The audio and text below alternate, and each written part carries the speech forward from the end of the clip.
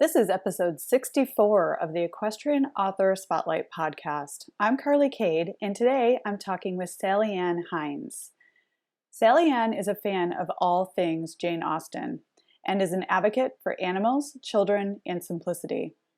She is a lifelong horsewoman, parent of 3, grandparent of 8, and shares her home with a boss cat and 2 dogs.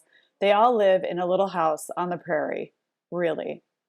Sallianne's novel, Her Summer at Pemberley, a Pride and Prejudice sequel, is a Regency coming-of-age adventure and clean romance that includes some of literature's most beloved characters, along with a new cast of friends, both young and old.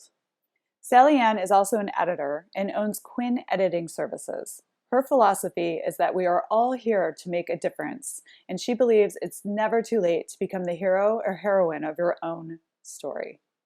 Now, let's get into the interview. Welcome to the Equestrian Author Spotlight podcast, a podcast featuring interviews with equestrian authors who love all things horses and writing about them. In each episode, you'll hear inspirational stories from horsebook authors, including writing advice and marketing tips to help you write your very own horsebook.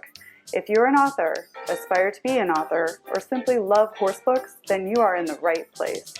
I'm your host, Carly Kade, and creative writing makes my spurs jingle.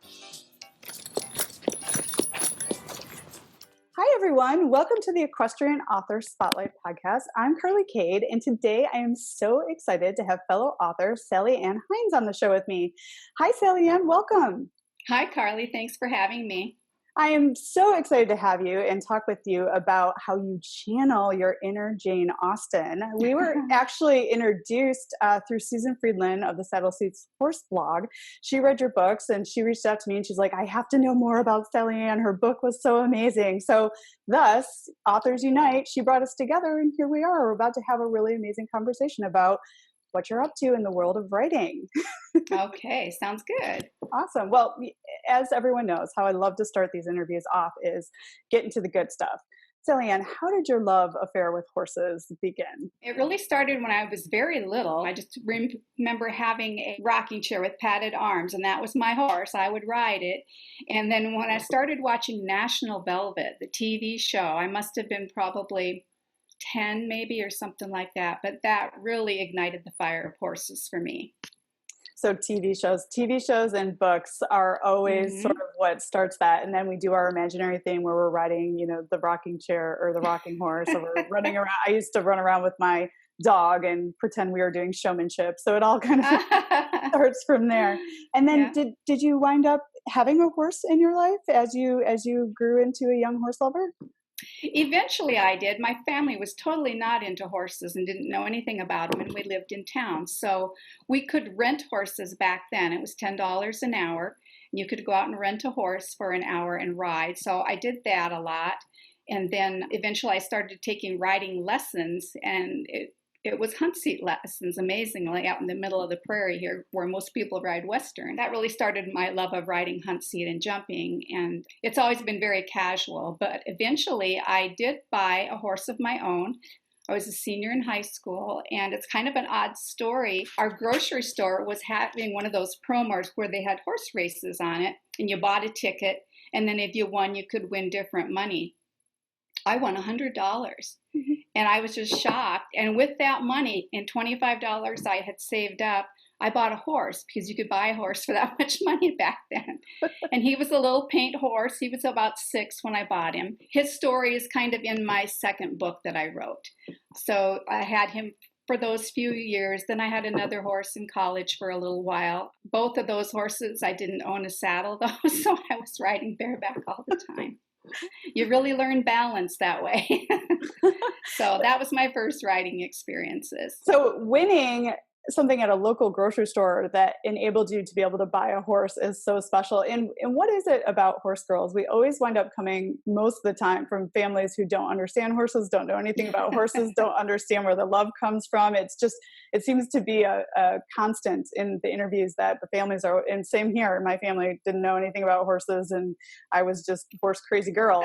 Yeah, I've always called it my horse blood. I just have horse blood. So Don't know where it came from. Although my Irish grandpa did love horses too, and he used to break and train horses out in the Black Hills when he was a young man. So that's the only person in my family that ever liked horses, really. So Oh, great. So he passed it on to another he member. must have, yeah. That's lovely. And then, in your love of horses is very strong. And then what led you to the author life? Why do you write? Where did that passion come from? In a lot of my other careers, I had to write things, nonfiction stuff, and I've written nonfiction articles about families and children and things like that over the years that have been published in magazines and journals and things like that. Finally, I just wanted to try my hand at fiction, and of course, a big part of my life was horses, so horses are included in my fiction as well. And that's the best way to write. Write what you love, write what you know, because then it's a little less, it's a little more effortless, right? Because you're writing about it your is, passions. yeah. And they also say write the book that you want to read. And so I thought, okay, I want more Jane Austen. I want more horses. I want adventure. One of my favorite shows is McLeod's Daughters. I love that show. Yeah. Out of Australia, yes. Yeah, so I kind of wanted a combination of Jane Austen and McLeod's Daughters. Oh, that's lovely. I just discovered that actually during the pandemic on Amazon Prime, and there's like, I don't know, a lot of seasons, so it's a good show to get lost in. And it's very wholesome, and so that's a perfect segue. So tell us about your debut novel, Her Summer at Pemberley, and where the inspiration for writing this book came from. Well, I immerse myself in Austen all the time and rewatch the films and reread the books. And I always thought Kitty had more to offer than what we saw. She was kind of the really small character in all of the stuff there. So I wanted to explore her character. And I'm a writer who, they call us pantsers, I guess. We write by the seat of our pants. I don't plot ahead. I had no idea what was going to happen with Kitty. I just knew I wanted to write about her. And I knew she was unhappy at Pemberley, especially after everyone left except her sister Mary and her mother. So I decided to take her to Pemberley for a summer and kind of discover herself there. And that's kind of what led me to that, just curiosity about Kitty's life. Now, did you have a loose idea kind of the beginning and the end and where you wanted to take the story, and then you let your discovery writing happen in between? Or was the whole thing just straight up, I don't know where this is going to take me? I knew I wanted a happily ever after ending, as is typical with Austen. So I knew I was going there, but I didn't know who was going to be Kitty's happily ever after ending until probably 3/4 of the way through the book. And I did know I wanted it to involve horses.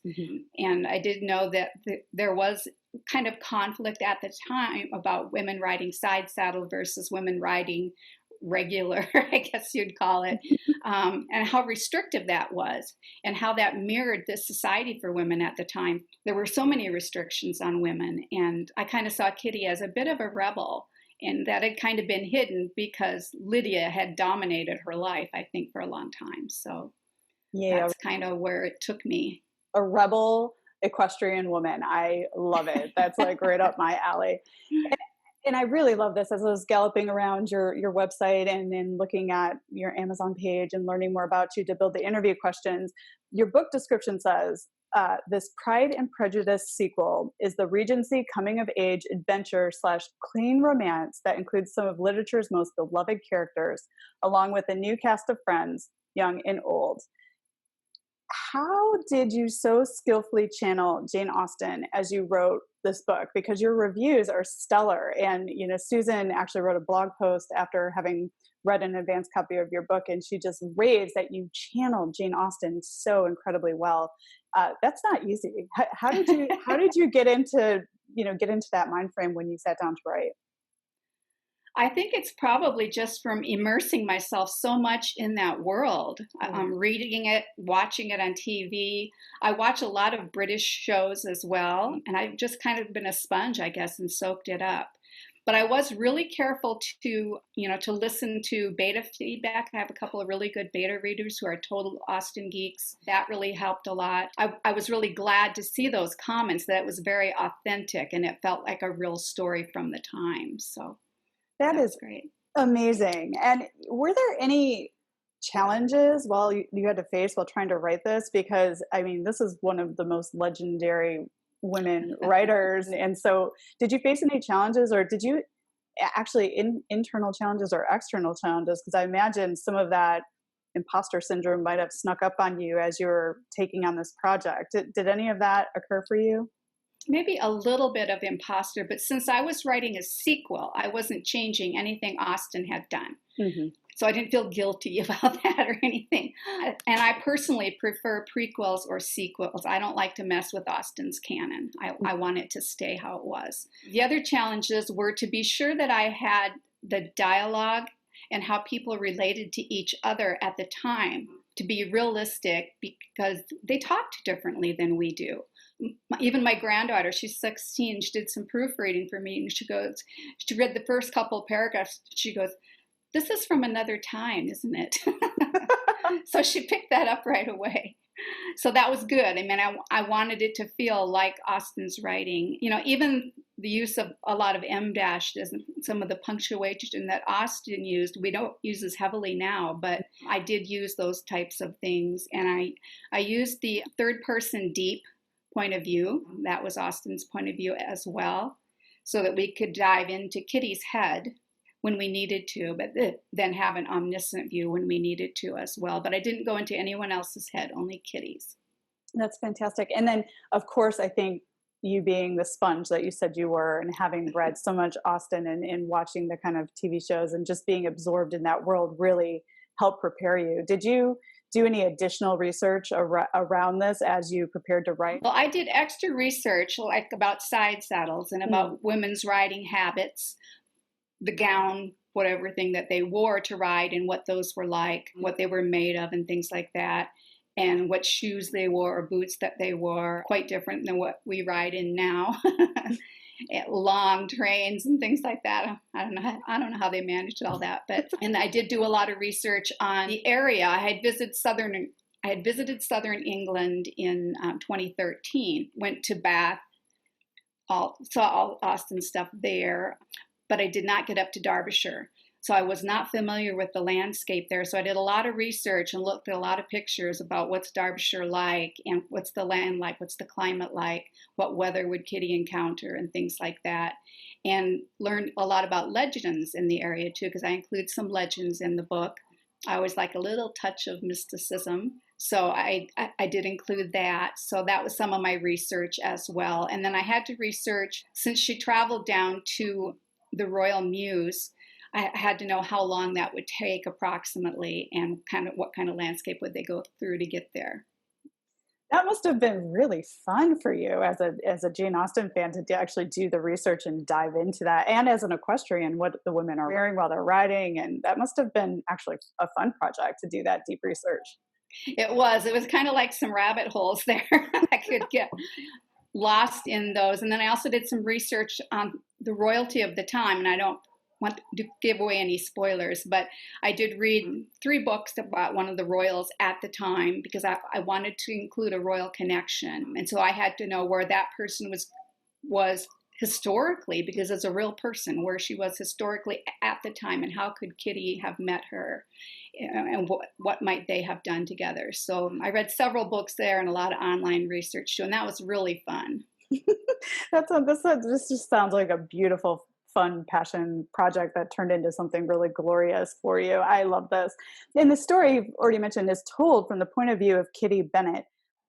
Talk to us about her. How did you develop her character? I mean, obviously you've done a lot of research, but how did you bring her to life? Well, Austen didn't give us a whole lot about Kitty, other than her father called her Missish. She was kind of whiny in Pride and Prejudice. I think she was very frustrated with her life in Pride and Prejudice, and she was kind of a nobody in her family, really. So I kind of took it from there. I have a background in social work, so I kind of knew personality types and things like that, and family dynamics, and I kind of worked with that, and that led me to identifying a Kitty, I guess. And from there, she kind of led me where she needed to go. How fun. How fun to give her a broader life. And isn't it interesting how all the things that we've done in our life before we actually sat down to write our books kind of enable us to really take these stories to different places because of who we've been. It's a pretty incredible experience. So, and horses are a very important part of this book, which is so cool. Talk to us about how the horses support the storyline. You already mentioned the side saddle and how the women were riding, but you infused horses pretty well into this story. Talk to us about that. The horses were really important because they were important to Kitty, for one thing, a big part of her identity that needed to come out. It had been hidden. It also served as a connection for her with Mr. Darcy because he was an excellent horseman. And then she also meets Lady Drake, who is an older woman, and lady, obviously, she's of gentry, so she has some clout in the neighborhood. And she's a very interesting woman, rides to the hounds, which was unusual at the time. And usually you couldn't do that unless you were someone very important, and then no one would say anything. So the horses were important in that way. But Kitty also, I think, learned some of her strengths from her riding and from her horses, and was able to pull that together and kind of looked at horses like life, I guess, kind of. That's kind of a theme in both of these books so far, is that riding is kind of like life, and you can learn a lot from that. Oh, I love that analogy. So you've mentioned your second book a couple times. Tell us about the second book, and you have that one there too. You have the author proof copies. Talk to us about this one. Yeah, this one, here's the author proof. It's got the band across the front, so you can see that. But it's called Love and Stones. It's a novel inspired by the works of Jane Austen because the heroine is an older woman stuck in a small prairie town, and she's single, divorced twice, and wondering if she's ever going to have a happily ever after in her life, or is she just too old? Has it all passed her by? But she is a horsewoman. So she also learns a lot about life through her riding and through horses. There are several horse adventures in there. Some of those are built on things that I've experienced myself on horses, or friends of mine have. So it's very realistic, and I hope it's very authentic as well to horsewomen riding today. And she also leans on Austen's wisdom as she's navigating these second chances in her life. What would Austen say? What would Austen do? What would the different heroines do? And then she learned some lessons from that as well. So it was a really fun book to write. And that's actually the first one I wrote. And then Kitty was the second one I wrote. But I decided to publish Kitty first because the audience was so direct there with Kitty. There's so many Austen blog sites and everything. There's over 70 Austen blog sites right now worldwide that you can go on and learn stuff and talk to people. And I've met lots of really neat people on the sites. So that's been really fun too.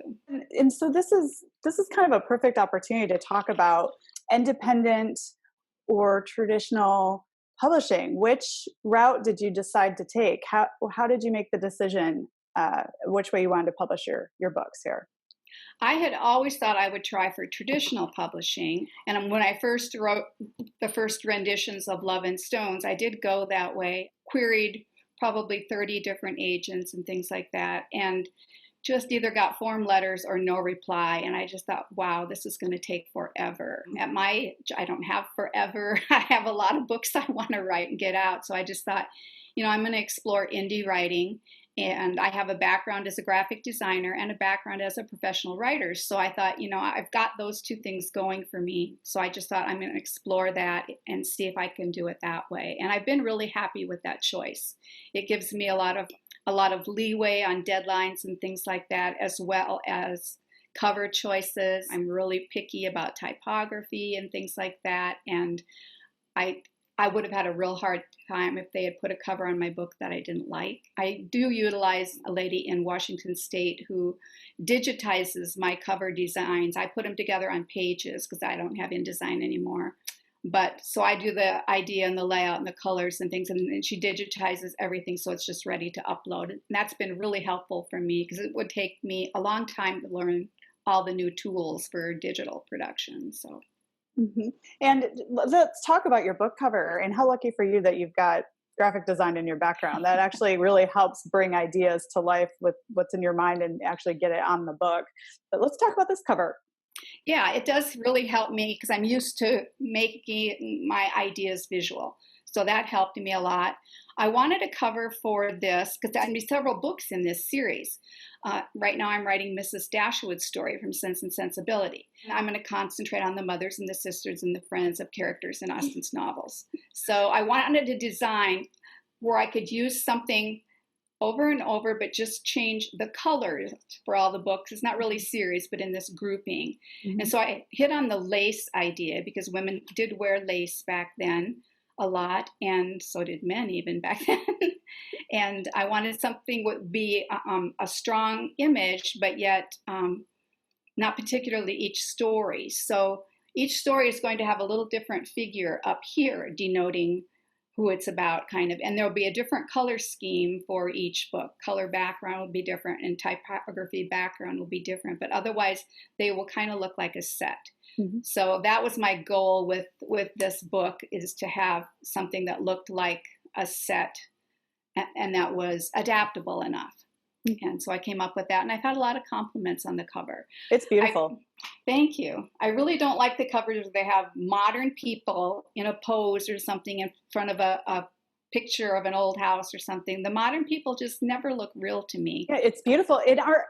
Will each book in the grouping, not necessarily a series, but a grouping, will each book kind of have a horse equestrian theme running through it? I see that happening with all the books. There's going to be some equestrian theme in there. I think horses were a part of daily life back then, definitely.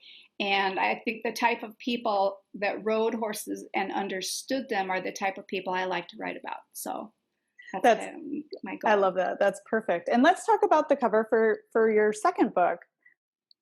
Okay, here's the second book. This is a contemporary book, so I needed something that looked modern. Thus, she has the jean jacket on and stuff, and leading the horse. And I wanted something that brought through the idea of a woman and a horse. There's romantic elements in it, and romance is definitely part of it, but it's only part of her character arc. So I didn't want like a couple on there or a bare-chested guy on there and stuff like that. It's not about that. So that was kind of a choice I had to make. Included the stones. I do actually have this heart-shaped stone. It's a stone that I have that I found. So that's kind of the idea behind this. And I wanted it to be kind of generic enough where horse people would identify with it, kind of the barn background and just out in the yard with your horse. It's beautiful. And you did such a great job of matching your covers to the genre with which each of these books are. I'm glad you have two examples. So great. Thank you. Yeah, they do have totally different cover requirements, definitely. Mm-hmm. And you sound like you educated yourself incredibly well about the independent publishing process and used some of your background to make some of the decisions you did. But you are walking into this fully prepared. You know what you want your grouping of books to look like. You know what you want your covers to look like. What did you do to educate yourself? Did you write the book first and then you dug into figuring which way you wanted to publish it and then made your decisions? Like, talk a little bit about how you educated yourself. Well, with the first book that I wrote, Love and Stones, I was thinking of going traditional at that point and had written the book. But by the time I wrote the book about Kitty at Pemberley, I had decided to go indie. Mm-hmm. So that kind of freed up a lot of ideas for me, too. I didn't have to please someone else's idea of what was marketable because I knew this was marketable and I knew people wanted more stories about Kitty. There aren't hardly any about Kitty out there. And some of the Austen stuff some of the fan fiction is kind of predictable, and I wanted something different. I wanted something that wasn't just the romance part, but a little more adventurous, I guess. And I think that's been welcomed by a lot of people. They've enjoyed it. So that's fantastic. And then that leads right into the next question. How do you reach your readers? So what have you done to get the word out about your books or about the Austen book? Yeah. Because I love Jane Austen so much, I participate in a lot of the website type of things, Facebook groups and things like that about Austen, and there's lots and lots of them. One group out of Salt Lake City, run by Samuel Keel, has 35,000 members worldwide, and there's a lot of us in that. And then he also hosts what he calls the Meryton Marketplace. Meryton was the town in Pride and Prejudice, and that's the first Saturday of every month. So then you're able to put your stuff up on there and sell it.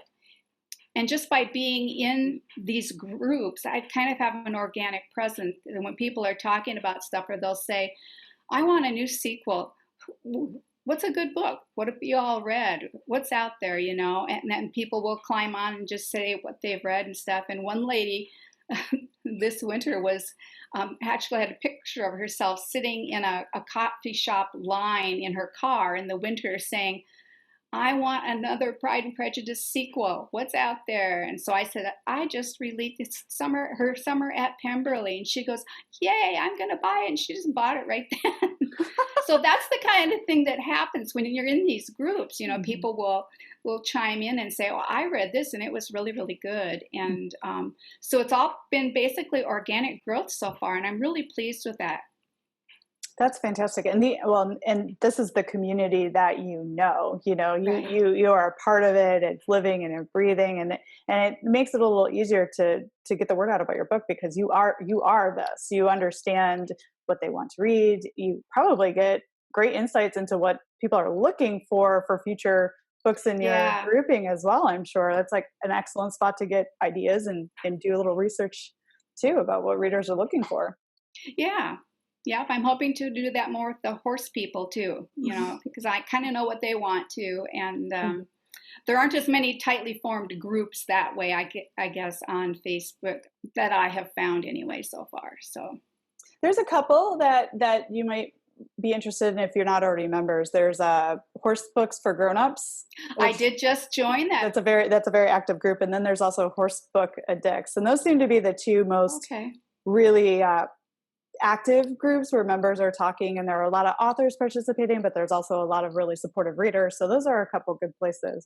But yeah, it's pretty awesome being an equestrian, because you sort of also know where the people are and what they're looking for and what's important to them. And I'm sure, you know, those kind of readers want the facts to be right when they're reading Yes, definitely. about the horse lifestyle. And I think that was something that was really important to you, that, you know, or it can set off the rhythm of reading something if the facts aren't right. So that was probably a really important piece of also not only getting the Austen isms correct, but also the equestrian part. Yes. Yeah. I wanted to be sure it was correct historically in Kitty's book, and then contemporary wise in the second book, because nothing pulls me out of a story faster than when they're talking about a horse doing something and I'm going, no, they don't do that. You know, it's like, no. You know, now all the authors, we have to spill over into the movie industry and the television series industry, so they start getting the horse stuff right there. I wish they would. Yes, yes. So you mentioned you have a lot of books you want to write. How do you get the words on the page? Do you have a special way you structure your day around getting your writing complete? Like, do you have any routines? Like, how do you make sure you get the words on the page?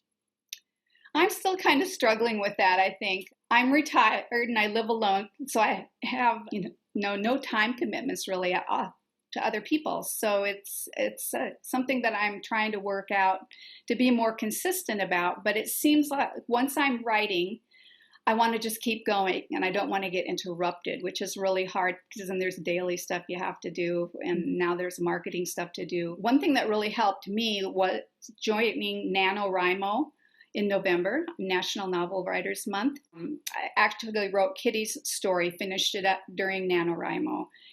And that's the kind of focus I really need to get my story onto the page, especially since I don't know where I'm going. So I can't just pick up one day and then go, oh yeah, here's the next thing on the outline, because I don't have that. So I need to follow my imagination when I'm writing, and I need the time to do that. So I try to set big blocks of time.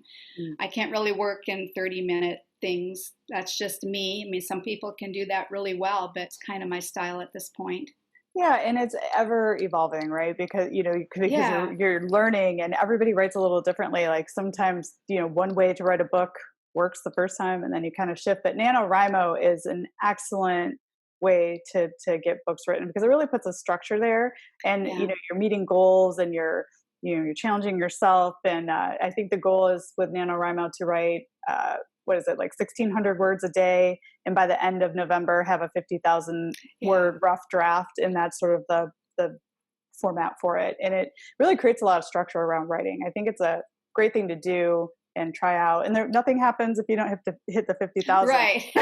Right. Nothing bad happens. No, it just, and actually you could wind up with, I've done it a couple of times, and I think where I've always wound up is at about 35,000 words, but it's always a great start to kick a project forward. So yeah, I think it is really good, and it's really good for first drafts. I couldn't use it for revising because that's too uneven of a schedule, I guess. But for first drafts, it's great. Oh yeah, makes you get the stuff out there and get going and move forward and not go back and edit. And so for you, I love asking these questions because everybody has a little bit of a different perspective. What has been the hardest part about being an author for you? And then on the flip side, what has been the very best part of taking on this author life? For me, the hardest part of being an author is trying to find a balance between the writing life and the rest of my life. And I tend to get very absorbed in the writing life to the exclusion of everything except my dogs and cats who demand my time. But it is hard for me to find that balance and not work too much and get burned out. So I'm trying to find ways to either segment my days or segment my weeks or something like that so that I can find that balance better. The part that I really love is creating the world and creating the characters. And then getting to know those characters, it's almost like they're real people. And they are telling me what they want to do in their life. And then I am kind of like the quill in the air and just writing it down, And that's a really, really fun part for me. It's such an amazing feeling. I love that you have that experience too. It's just absolute flow, it's like just, and then you feel so good when you finished with a writing session and those characters have led you somewhere. Just, you feel like lighter or like inspired or connected. I don't know how to. It is. It's kind of like magic. It's like, wow, I was in that world and all this stuff happened today. Wow. And then sometimes it's like, did I actually write that? Where did that come from? It's such a fun feeling. I love that. That's great.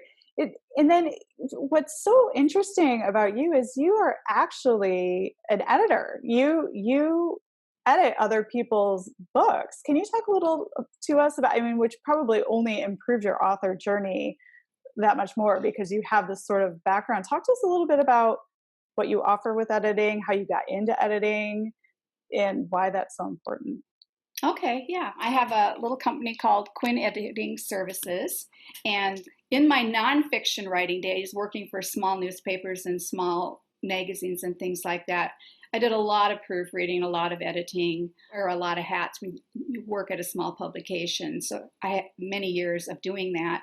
And I think I just have kind of a natural talent for that too. When I read other people's books, typos just jump out at me. It's like, oh, and if there's too many of them, I just have to put the book down because I just can't follow if there's too many errors. So I kind of come by it naturally.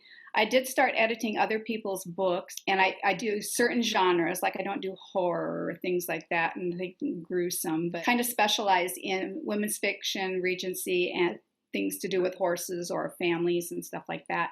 Those are my wheelhouses. What I do is I offer a free 3-page sample edit for anyone because I think it's important for the writer and editor to work together as a team and to understand each other really well. And I need to understand where the author is going with the book. A lot of authors feel like, well, the editor is going to change my voice. They're going to change my message. Well, a good editor won't do that. A good editor is going to help you polish what you're saying. And it's kind of like listening to a radio with a lot of static, and a good editor will help you remove that static so that your story can come through clear.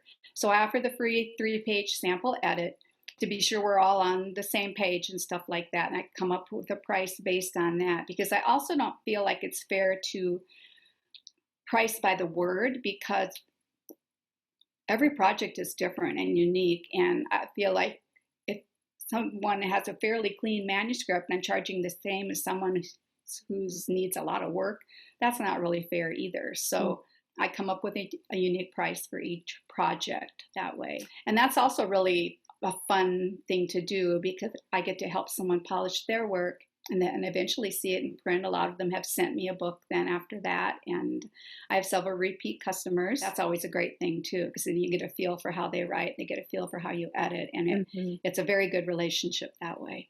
And editing. And it sounds like what I love is that you're also a writer. So you understand the super personal connection that authors have with their creative work. And I really think that you've summed that up beautifully, and that you're really thoughtful about pricing, your pricing model. And you know horses, and I mean that you're speaking to your crowd right here. So, but in the repeat customers, I mean, the relationship between an editor and an author it can become a friendship, because you really do intertwine in each other's lives and learn a lot about each other and help make these really beautiful things come to life. So it's a very personal relationship, and I imagine on your side too, you have to make sure you can work with the person, because because it is so personal. You have to make sure you've got that good relatedness before going into working on their work. So that 3-page edit is such a beautiful thing to offer. Yeah, I think it's very helpful for the author and helpful for me. I get to see kind of what I'm going to be working with. Now, because you're an editor, you don't edit your own work, though, do you? Oh, no, I would not do that. There's just too many things that you miss. I trade edits with other people, and I trade a higher level beta reading with people. I have a friend in England. We beta read for each other. She writes some Austen stuff and some other historical stuff. And she'll send me a horse scene and go, "Did I get this right?" And I'll say, "No." She goes, "That's exactly what I need to know, And she'll tell me the British side of some of the terms I'm using and stuff like that. And she'll say, "This would confuse your British readers," or "Austen wouldn't have put it this way," or something like that. So, yeah, I do not edit my own work at all. No one really can do that. One thing that I do, I write in Word, and I use the Word where it reads back to you. You can set it up to do that, and that is really, really helpful, because then it's someone reading your stuff out loud to you. You can control the speed that they read at and everything. When you hear it out loud, you can hear the rhythms and something doesn't make sense, and I found that really helpful. And I have some hints and stuff like that on my editing page to help others save money on their editing. So the more you can do ahead of time yourself, the better, and then it'll cost you less to edit, and it'll be a more efficient process. Oh, that's amazing. And I'll make sure to link to your editing page in your show notes, so authors listening in can get directly to you and pick up some of those tips. And that is a great tip, to also read your work aloud, have someone read it to you, use the word feature, because it sounds differently when you're reading than when you're writing. So it's another way to make improvements before you have your final product. And these days, audio is really taking off. So eventually you're going to want to make an audio book. So you want to know that it sounds well and reads well. So that was a great piece of advice you just offered there. What do you wish you had known when you started out on this author journey? Is there anything that you would go back and tell yourself before you took this on? Well, I kind of would have liked an idea on the big picture of the whole thing. I thought, write a book, get some editing done, get a cover, and you're good to go. But there's the whole marketing part, the whole sharing with your readers. It's a lot. There's a lot to it if you're an indie author. And I kind of wish there had been a book or something that had big picture, step, step, step. That's kind of how I learn. I know some people learn just step by step, getting to the big picture, but I learned the other way. So I needed an overview. And there really isn't a real comprehensive overview. There's a lot of books and stuff about specific parts of the publishing process, but there's a lot to learn. And then it's always changing. That's another challenge with it. You think you know the systems, you think you got it, and by the time your next book is out, it's like, oh, they changed that. Oh, now I have to learn something else. Absolutely. So. And it is true, but we are so fortunate to be writing in the time that we are writing and have access to the things that we have access to, because this has opened up a whole new realm for books to get into the world that isn't controlled, by super corporations, now, right. Because a lot of equestrian authors are told that their stories are too niche because they're about horses, but there's a whole bunch of people that love reading these books, and now we can get them out to them faster, and we have control of the process, and we can control our intellectual property and our cover design and all those great things. But yes, you are so right. If only there was this all-encompassing thing, because you do have to educate yourself when you embark on the journey of being an independent author, and information is kind of piecemeal and It is. everywhere. Yeah. Which is why I hope this podcast is helpful to people writing horse books, because at least it brings some of the knowledge into one place. And I'm hoping it creates a community where authors are uniting and helping each other out. And this, look, we just brought an editor to listeners, who knows her horses, so which is an important thing to have. So, yeah, but you're right. There's a lot to learn, and it's important to learn that so you do release the very best product. Mm-hmm. Based on that conversation, is there any advice you would offer an aspiring author as they're looking at taking on independently publishing their first book? Well, I would always advise someone to do a lot of reading in their genre and in other genres. Be well read. That's really important.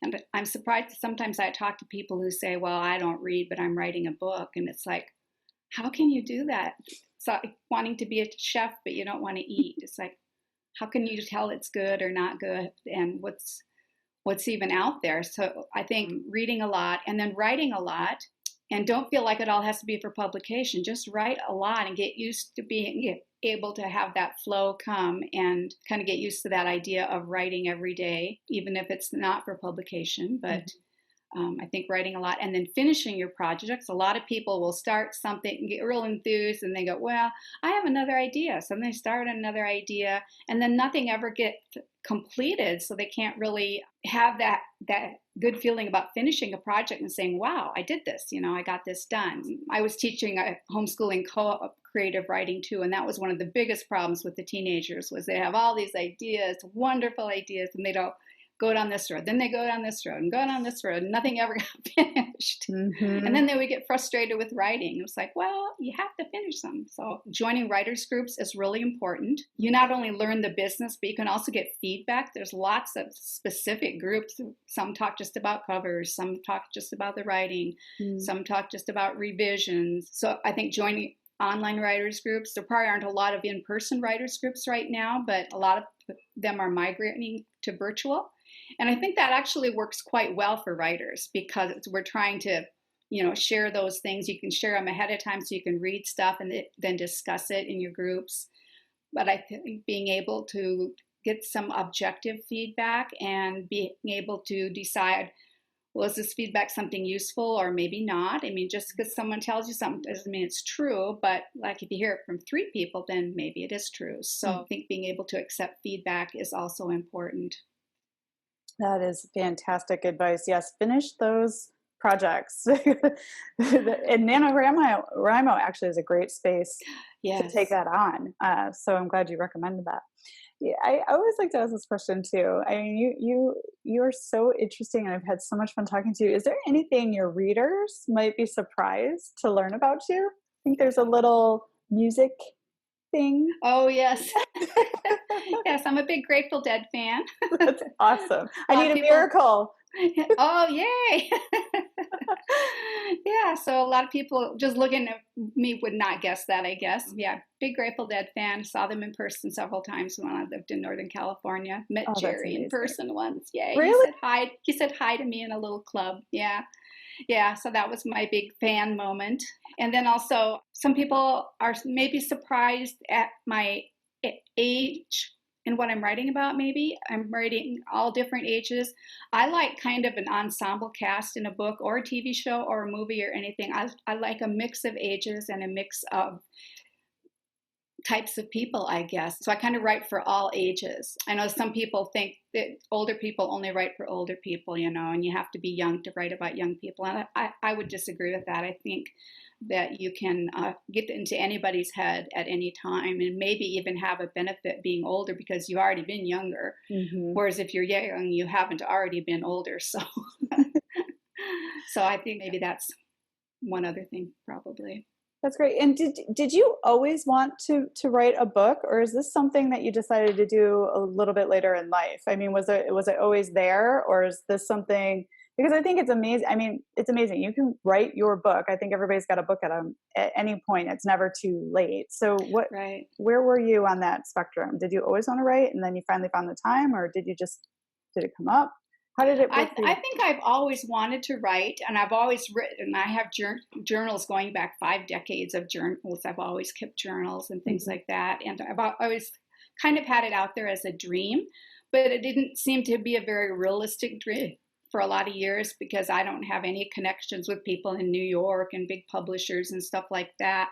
And now, with all the change in publishing and the indie opportunities, it kind of opens the door for a lot of people to be able to explore that. And once I kind of realized that was out there, I thought, I can do this. I can write this book and I can get a book done. And it's like a dream come true. I remember when this one came to me, the first time I saw it, it was like, oh, it's my baby. And I walked around all night just carrying my book because it was like having a new baby. So it was really, really fun and definitely a dream come true. And I'm really enjoying being able to work like this. I have the benefit of being retired, so I don't have another day job that I have to do. I guess my editing's kind of a day job, but it's at my time schedule as well. So it works really well with the writing.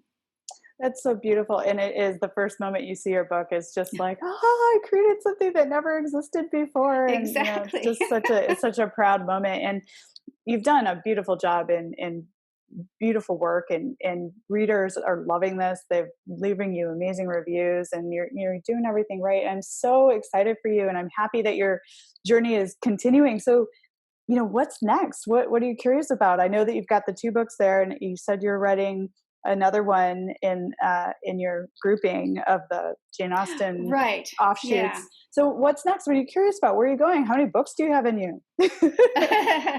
I think I have at least 7 or 8 on my list right now. Some are started, some are not. I'm writing the Mrs. Dashwood story. That's the next one from Sense and Sensibility. And then I've also written the first draft of a book kind of in this simple living idea. I really like Marie Kondo's stuff and Mhm. what sparks joy and simple living and what's important in life and getting down to the basics that are meaningful to you. And after I had stopped working out in the work world, it was like, I have all these clothes and I'm not sure what I'm going to do with all this stuff. And I really wanted to really simplify stuff. So I did a lot of reading on wardrobe simplifying. And there's a lot of stuff about going through stuff and getting rid of stuff. Marie Kondo does a wonderful job of that. I really like her books, but no one really had a cohesive plan on what, once you get rid of stuff, you have to have a plan for what are you going to have, and no one has that really. The few that were out there were kind of old fashioned, based on woman working in office needs black pencil skirt and blazer. It's like a lot of us don't do that anymore. Even women working in offices don't do that anymore. So we really needed an update on that. And so I wrote that book. I came up with a formula.